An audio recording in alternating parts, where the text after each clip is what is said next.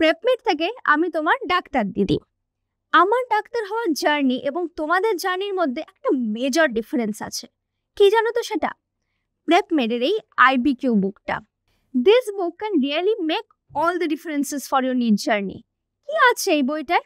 তোমরা অনেকেই ভাবো তোমরা তো এনসিইআরটি পড়ছো, কিন্তু মার্কস কেন আসছে না বায়োলজিতে? কেন জানো তো? নিটের সময় ইনডেপথ ডায়াগ্রামস থেকে এত টুইস্টেড কোশ্চেন জিজ্ঞেস করে না, সেটা কিন্তু তখন তোমরা এক্সাম হলে বসে রিকল করতে পারো না। সেটা কেন হয়? Because the diagrams are having so many extra hidden points, যেটা তোমরা ভালোভাবে যদি খুঁটিয়ে খুঁটিয়ে না পড়ো, এক্সাম হলে কিন্তু সেটা অ্যাপ্লাই করতে পারবে না। এবং এখানেই মেজর ডিফারেন্সটা আসছে এই বইটায়। For example, human skeleton. এখানে প্রত্যেকটা বোনসে তুমি দেখতে পাচ্ছ একটা ব্ল্যাঙ্ক দেওয়া আছে। তোমরা এটাকে পেন্সিল দিয়ে লিখে বারবার কিন্তু সেটাকে ইরেজ করে করে রিপিটেডলি প্র্যাকটিস করতে পারবে।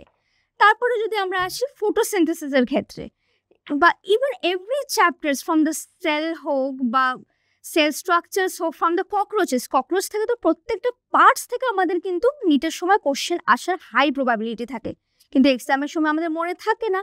এগুলোকে যখন তোমরা বারবার বারবার লিখে এবং সেটাকে ইরেজ করে করে রিপিটেডলি প্র্যাকটিস করবে, দেখবে তোমাদের এক্সামের সময় যে ভিজুয়াল মেমোরিটা ক্রিয়েট হবে, সেটা কিন্তু তোমাদের খুব হাই মার্কস স্কোর করার চান্সেস থাকবে।